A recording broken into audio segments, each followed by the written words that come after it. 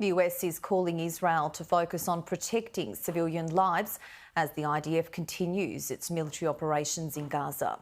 It follows the US National Security Advisor Jake Sullivan meeting with Israel's Prime Minister. Since Israel launched its war on Hamas following the October 7th terrorist attack, life for Palestinians trapped in Gaza has become increasingly fraught. I can't survive. They destroyed my house, Abu Muhammad says. I can't get food. There's mounting international pressure on Israel to scale back its attacks to minimize civilian casualties, with President Joe Biden this week urging Israel to be more careful in its war on Hamas. I want them to be focused on how to save civilian lives. His national security advisor, Jake Sullivan, met with Israeli Prime Minister Benjamin Netanyahu and his war cabinet this week to encourage de-escalation. There will be a transition to another phase of this war, one that is focused in more precise ways on targeting the leadership.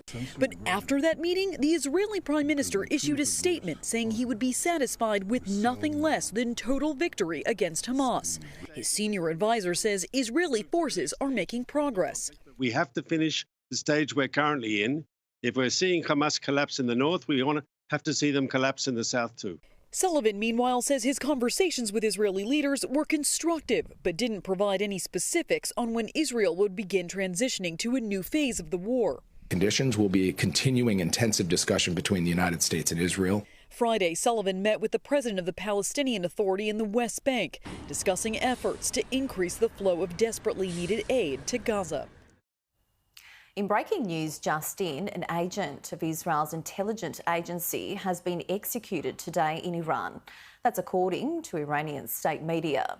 The IRNA news agency has reported that this person communicated with foreign services, including Mossad, collecting classified information and provided documents to foreign services.